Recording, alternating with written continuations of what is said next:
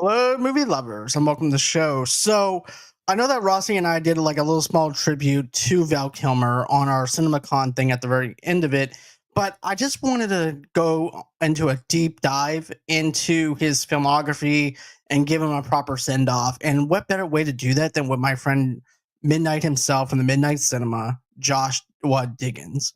So, I have him with me tonight. So, let's go on ahead. Let's pay tribute to the one and only Val Kilmer, Iceman.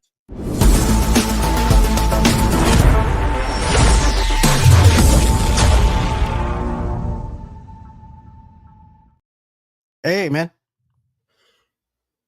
Salutations. Salutations. How you doing? Well, I'd be doing better if I was indeed a huckleberry. And that is just my game. I'm happy that I'm happy about that. So I don't know. I don't have any quotes about that, and that's because you're trying to call me out on this trivia right now. Yes, indeed. I am. But it's okay. I'm not going to do it maliciously. I'm just going to slowly introduce the fact that John has not seen Tombstone, and I'm very, very sorry that you guys have to hear that. And I'm very, very sorry that I didn't. Okay, let me explain why I didn't see it as a kid. Go for I actually had this in my hand in VHS tape, right? It was a double VHS tape from Blockbuster. My mom talked me out of renting it. She said, "There's no way that you're going to be watching a 3-hour movie on Tombstone." It's only what? 2:20? 2 hours and 28 minutes? Yeah, actually, 2 hours 28 minutes. Yeah. Back in those days, it was on a two VHS. It was on two VHS tapes. That's how they did the Green Mile that way. They split it right in half. Yeah. Okay. Bring it back. We miss physical media. And speaking of physical media, I actually want to hold up Kiss Kiss Bang Bang as a great honor for Val Kilmer. I do want to say one thing real quick too. Today we remember the legendary Val Kilmer, a true icon of the silver screen, whose unforgettable roles shaped generations, from Top Gun and The Doors to Batman Forever and Heat. Val's performances were powerful, resonant, and unforgettable. Join us as we celebrate the incredible career, lasting impact on film, and the legacy that he leaves behind. Rest in peace, Val Kilmer. Your talent, passion, and voice will never be forgotten. So, the thing that my very first introduction to Val Kilmer was actually Batman Forever, and that was actually my very first thing that I ever seen with Val Kilmer. So, and here's the thing: I thought it was an okay Batman and stuff like that. So I decided as a young kid to go back into his filmography, and I watched Top Gun for the first time. And I wound up loving his role in Top Gun, and then I went on a whole entire Val Kilmer kick as a kid. I went into the movie theaters to see The Saint, and I love The Saint. If you haven't seen The Saint, Josh, it's a fantastic film. I haven't. But Boondock. Please continue. But what I can say is this: Val Kilmer's a great character actor. The way he's able to just go in there and give it his all, and just become these characters, and you don't see any aspect of Val in those characters. It just goes to show you the layers that he has. Yeah. It's crazy because the day before he passed, I had actually ordered Tombstone on Amazon. See that? Oh, well, you know what? Here, John. It's here. Look. Okay, whatever. But it's a Tombstone DVD, people. Okay, that's all that matters. Now, John has a Patriots thing in the background. I'm going to set it on fire at some point. But as I move on from this, it's not. It's disgusting, and I hate it. But my introduction to Val Kilmer. You know what? I think it was The Prince of Egypt. Oh, nice. Because he voiced Moses. I think it was The Prince of Egypt. As far back as I can remember from being a kid, I think that was my first glimpse of the Val Kilmer pool. Okay. And then from there, eventually I had watched Top Gun. I had seen recently. I had seen bits and pieces of The Ghost and the Darkness, but I hadn't finished it until like was it last earlier this year? No, it was last year. Pretty sure it was at the end of the semester. Yeah, it was around the end of the semester last year where I was able to watch The Ghost in the Darkness all the way through. You know, I never seen that one. I like that movie a lot. Like you can see how the movie Beast with Idris Elba, how it took some inspiration from it. And I loved it. Ghost in the Darkness is yeah, there's a scene in there that feels so real, but then you realize what's happening, and it's like, whoo, it's crazy. It's yeah. I was like, there's no way they did that. I said there's no way the director had the balls to do that. They didn't. And I was like, okay, so I'm not crazy. I'm not telling you what it is because you got to watch it. When you Okay, watch it, report back to base and you let me know. I will. And then, then I saw what is truly my favorite film with Val Kilmer. Oh, wait, hold on. I lied. I skipped one. Heat. And I haven't Yeah, watched it in a while, but Heat is literally the title. It is, in fact, Heat. it is a fantastic film. It, Like, I ended up doing a 2-hour review on Heat, like last month, it's, and I love the pacing of it. I love the tension of it. There's no music during the gunfire or anything like that. It's just straight out it's action. straight war. The Like, slow yeah. pacing, dude. Just the slow pacing they get there, Mm-hmm. and these rules that Robert De Niro has in his head to not go over a certain amount of time before he gets caught Mm-hmm. is so good. And then Wayne Bro is also a serial killer in this movie too. But if it wasn't for, and I also said this on the show, I said, if you think about it, it's all Wayne Bro's fault why all this shit is happening. So if they wound up killing him in that trunk, none of that stuff would happen in Heat at all. Mm-hmm. So, but not Brad, but Val Kilmer does such a good job with his performance, the layers that this guy has, and then his frustration with the fact that he's the only one who has a wife to come home, that he has to support, and a kid that he has to support too. So he's got that piled up on top of them, while De Niro and the rest of the crew doesn't really have anybody. Didn't De Niro have a woman in it? I swear he did. Well, get this. It doesn't happen until like in the middle of the movie. Right. He meets the girl, which Right. changes everything and For makes exactly. Yeah. I gotta watch it again. I remember. dude, my favorite scene in that is the Al Pacino The sit down in the and diner. yes, that's cinema. That's pure cinema right there. Brother. What do you say? It's like, bro, what is it? What help me out, John? You know what it is. Tell me. Yeah. Brother. He says, you are going down. That's it. You are going, brother, you are going down. Yep. And I like that balance between the two of them is like they have an understanding of each other.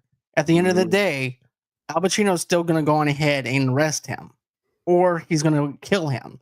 At the end of the day, Robert De Niro could also rob the place, get away with it, and get away. But also, too, Al could also die. Exactly. So, It's an unstoppable force versus an immovable object. And I'm actually reading the sequel to Heat right now. There's a book. You didn't know about Heat 2? I heard that they might be doing it, but I wasn't sure if it was going to really happen. Michael Mann wrote a book called Heat 2. I'm reading it right now. And it's a prequel / sequel. So it's split in half.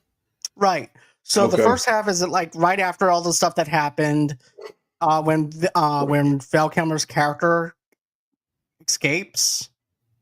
Mm-hmm. And then it goes into being going into 1988 about how him and Robert did jobs together and stuff like that. It even goes in with Al Pacino as well. Mm. Right now, I'm at the part in 1989 or 88 when Val first meets his wife, and you actually get to know how he met his wife in Vegas because he was a high roller gambler.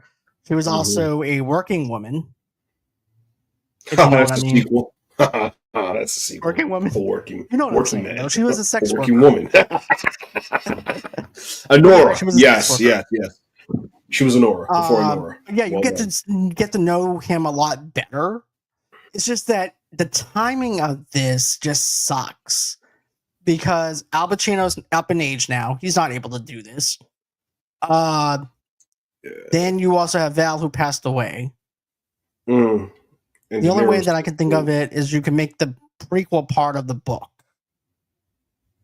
and make it other characters. It's the only thing you could do. But even Because then, yeah, I wouldn't even want it. I just want heat. Like, I don't even see some things just don't warrant. no. Like, I'm cool with it being a book. Like, that's cool. I like the book because it gives you more. Yeah, and I don't want my like. Nah, I just can't. Because after I was rewatching my Gladiator 2 review, and I forgot how much of a bad taste it left in my mouth. I'm like, yeah, no, I need y'all to stop. Right. I need y'all to stop. You know, I think that Heat 2 is I love Heat. He's hands down one of my favorite Al Pacino, Robert De Niro movies and Val Kilmer movie. And Val Kilmer as well. At the bottom of the cover, he's running with the gun. You can see him. Right. In the cover, it's incredible. Yeah. But here's the thing. I was introduced to another movie that I don't think you might have seen with Val Kilmer, though. Is it Wonderland? Because I fell asleep. No, it's not that. I was trying to watch it. Okay. Oh, Corey is animated. He says, loved Val and Batman and Heat. Such a good actor. Such a shame that he passed. I agree. He lost a great one. Yeah. Yeah, man. But the only thing I saw for Batman Forever was I mean to cut you off. It was the Kiss from a Rose music video. That's the only thing I've seen from Batman Forever. I actually own all the DVDs of those Batman movies. Really? Yeah, like even when I was trying to get rid of Batman and Robin because nobody would, but because I did all the Batman reviews, I did all the Batman rewatches and stuff like that for it. Okay. Leading up to the Batman. But that being said, you know, he did such a great job at playing Bruce Wayne and Batman. I thought he embodied Bruce. He had that play single, you know what I'm talking about. He basically had that playboy philanthropist type of attitude. You know what I mean? Like a Tony Stark, but he's Bruce Wayne. Yeah. But okay, so what I want to talk about is this. There's a movie that came out in 1984 that was like a spoof movie. This was his first real big role. And here's the thing. I've never seen this movie up until Beth and I did a review for this. And it's top secret. I feel like I know. Yeah, that's it. Yeah. I've never seen that movie. I haven't either. I sat down, watched it, and laughed my ass off in it. Was it like basically a spin on James Bond? Yeah. It's like a spin on James Bond. And it is hilarious. It makes fun of the James Bond movies. It makes fun of the leading man role kind of thing to it. It's like the Naked Gun before the Naked Gun. Okay. It's Walk Hard, the Dewey Cox story. Walk the line. I wouldn't put it on that kind of level, but it's definitely good. I definitely enjoyed that one. I got you. No, for sure. He also played in The Doors, which I've seen parts of The Doors, but I didn't watch it all. I watched that movie through Family Guy. I kid you not. Through Family Guy, there's a Family Guy episode where they basically do they do 3 different movies, and Peter's obviously the main character in each of them, and he plays John Morrison, and it's literally the Doors movie. Like they kind of make fun of the Doors movie, essentially. going Oh wow, through it as Peter. So they do a spoof of it. I But didn't know that. yeah, I haven't watched the movie itself, but I did hear that in production, like when he was on, and when he was John Morrison, that's all that there was. Yeah, That's all that there was. It was just that's John Morrison, straight up. And I want to watch it because I want to see his performance in it. Yeah, that's definitely on my list. I seen parts of For it, but I didn't values. see all of it. Like I remember as a kid, Okay. I watched it on TV. I'm like, I don't want to watch The Doors. This is boring to me as a kid watching it. But as an adult, it's gonna be different. I want to see it. I want to see it as a full blown adult. You know what I mean? No, for sure. There's a lot of movies now that, as an adult, I actually want to watch. Because it's just a funny thing, and I've noticed it growing up. When I rewatch certain movies, it's like I always get something new out of it, or it just kind of reminds me of an old feeling. And I had like every year around the fall. I was just telling my parents yesterday. I said, "So we're having a family tradition every fall, around Thanksgiving. We'll be watching Fantastic Mr. Fox. Has to happen." Because every time I swear to God, and I swear, John, I only save it for the fall. I mean, it is technically, it takes place in the fall. Fall colors. It's Thanksgiving. They have a big meal and all. It's great. But it's like, it just feels right. So, you have those movies that I'm sure you do the same thing where Right. you have a thing that it just feels right for that time of year. Like at this time of year, me and my godparents, we would actually watch all the Lord of the Rings movies.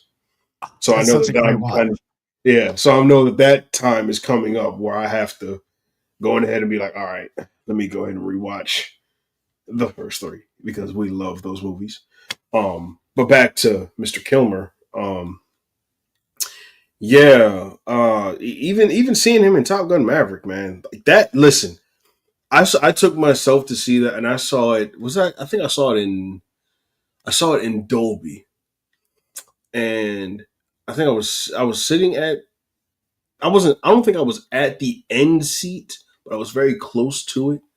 But I think I was in row C or D. But man, the sound of those jet engines was crazy. Oh, And it I remember was. that it was crazy.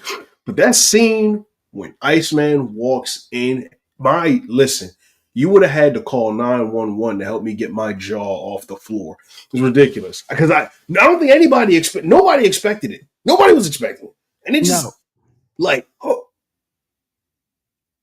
it was perfect. I'm gonna say there was like, you know how we talked about Heat just a few minutes ago, right?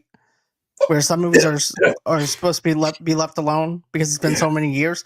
That is the only movie that I can say I'll make an that is exception. the successful movie that they made a sequel to over 30 years since the original one that came out, that Mm-hmm. knew exactly how to do it, Mm-hmm. pulled on the nostalgia while also putting in the new fans of this, Mm-hmm. and also two, giving Val the perfect send off for his Yeah, character, which is yeah. very much a reminiscence to what happened last week whenever he passed away.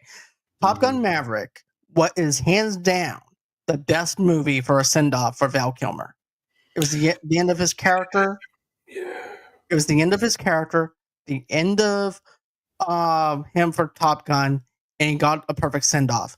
Even in his documentary Val, which I watched part of that on Amazon. Mm-hmm. Did you know he had a bunch of things in the archives where basically he would make films to movies that he's watched, and he would go ahead and try to send those in to audition. Wow. Yeah, So he would send clips of him basically being somebody else in another movie. yeah. And that's crazy. Like he I'm did mad at him. Jaws, I'm not John. Oh my god. but he got his kids to do the swimming pool where Jaws is basically destroying the boat and paddling in it. That's okay. Either you actually live in Virginia or it's a fake Mississippi. Because And the only reason I'm saying this is because I've been working on doing that Jaws monologue for the past week and a half, and then when I'm going to record it this weekend and post it. And then so when you mentioned it, it was just like, how the did he know? How did you know? That's so crazy. But yeah, man, like the cool thing about this was his son was made the documentary for his dad. And so he's basically Mm-hmm. narrating his dad for him because he can't talk because he has throat cancer. But him and his son actually sound alike. Well, you know they got his son to voice him in the in Top Gun Maverick. That's right. I forgot about that. Mm-hmm. Mm-hmm. But still, Top Gun Maverick knew how to do the movie right. And give him justice. Yeah. I remember watching it on the big screen. I went opening day. My mouth fell open whenever we saw Iceman. I was glued to that screen. Yeah. Not to mention, I also downloaded the soundtrack and drove all the way to the movie theater with the soundtrack on.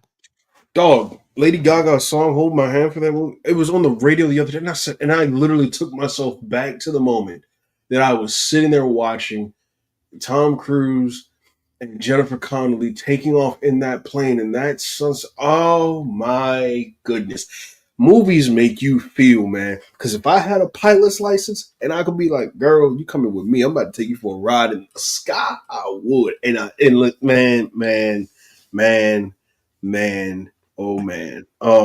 It's just, it was so beautiful. I genuinely at the end, like I had the score play. I had to pick up my sister and her the guy she was dating at the time. I had to pick them up. And I had the score just playing while I was driving us home, man. And it was just, and it got to that song, and I could not get like. See, the thing with movies, this is what I love about it, is like the images when they stick with you when you know that you did it right. Exactly, and they did it. They did it right. Man, to die. I was a happy lad. My goodness. John, take the microphone away from me. I'm feeling so many emotions. Okay, so I'm going to talk about Kiss Kiss Bang Bang. Okay. Because here's the thing. You were talking about a seasonal movie that I would put on, right? Mm-hmm. This is a Christmas movie. Really? I'm being for real. And people are probably going to say, no, it's not. But it is. But you have an argument. Okay. I'm intrigued. It's actually a Christmas movie. It's a Shane Black movie. But yeah, with us taking now, here's the thing. Shane Black did. Okay. Yep. Okay. That's how him and Rob were able to do the Iron Man 3 movie together, basically. Mm-hmm. That's crazy. But yeah, it takes place during the wintertime. It takes place during Christmas. But if you're wondering what the plot is, after being mistaken by an actor, a New York thief is sent to Hollywood to train under a private eye for a potential movie role. But the duo are thrown together with struggling actress into a murder mystery. Yeah, I'm going to have to watch that. I went everywhere looking for this damn movie. Because when I was watching John Campia's show and Robert mentioned this movie, I'm like, I have to watch this now. He does mention this quite frequently. I found this at FYE. FYE is a great store. Love FYE. It was a great store. You know, we don't have one anymore. Yeah. So much sadness. So many emotions, bro, in one episode. My God. But Val Kilmer. There's no FYE in Money, Mississippi anymore. I don't understand it. I don't either. But I'll tell you what movie sucked was The Island of Dr. Moreau. You know what's so funny? I just watched the trailer for that movie. Oh my gosh. Dude, I saw this in 7th grade because I was still on that Val Kilmer ride. You know what I mean? Where I have to see every movie that Val Kilmer has. Mm-hmm. to finish the filmography, right? Not knowing that I have other movies that I have to watch too, but the only reason why he wanted that role was because of the fact he got to work with the Godfather himself, Marlon Brando, Mm-hmm. and there was hell on that set. If you go into the behind the scenes stuff and the history of it, Mm. that was like one of the worst movies that he's ever worked on, and it shows within the direction. The movie is not that great, but Val always tries to deliver, and that's something I have to say. He always tries to do something different. Mm. The Um, Island of Dr. Monroe, 1996. Oh my gosh. So campy. I was like, what am I looking at? It was so bad I couldn't stop looking. It was so bad. It was only the trailer. I was like, I miss trailers in the 90s when they would have the coming soon to a theater near you. exactly. But now it's not so much that anymore, which is No, fine. it's It's just okay. words. It's just words. It is just words. It's just words. People talking. Action. Bang bang. Boom boom. He slept Kiss, with her. kiss, bang, Bang bang. bang.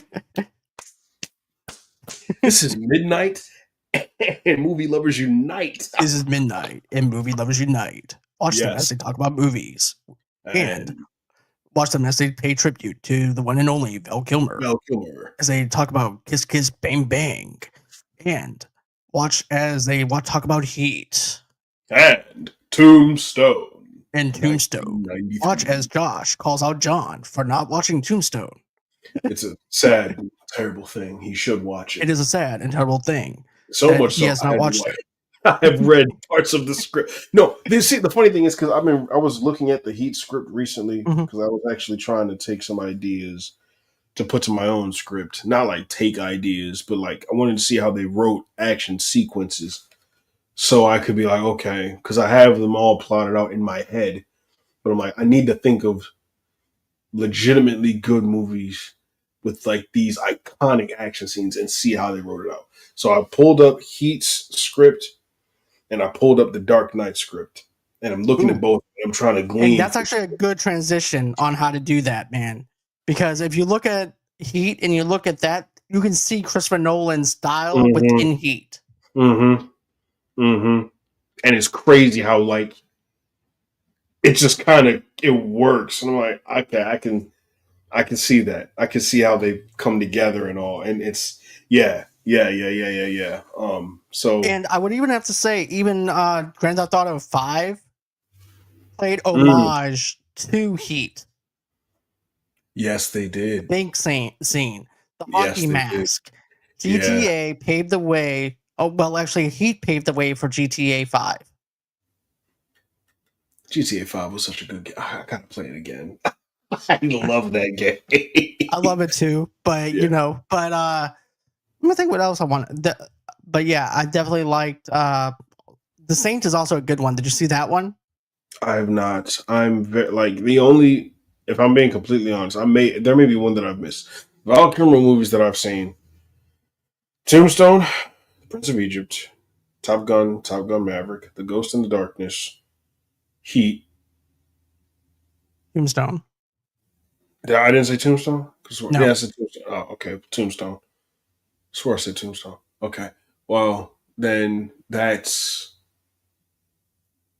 and I'm gonna throw in Wonderland because I did watch at least half of it before I like drew. That Like, does not count. Oh, okay, fine. So maybe not Wonderland. I need to finish Wonderland, and then I could say I completed said mission. Right. Um, I'll tell you what else you might that you didn't know too. He also played Elvis in True Romance.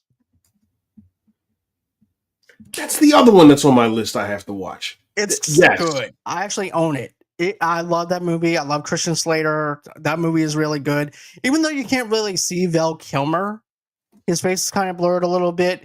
But Mhm. Christian Slater's imagining himself as Elvis, so therefore Val Kilmer's actually pretending to be Elvis. I got okay. Yeah, I gotta watch True Romance. It's like all these true detective, true romance, true lies. It's so many things. What's true and what's not? Oh gosh. Okay, but look, I know you gotta get ready to roll out soon, but I don't want to keep you. But I just want to say thanks for doing this tribute, man, because I've been wanting to do this for a while. And I know that you're a fellow movie lover just like I am. And you've probably seen most of these movies like Top Secret, Heat, and so forth. So I just wanted to pay respect. Huh? It's a top secret.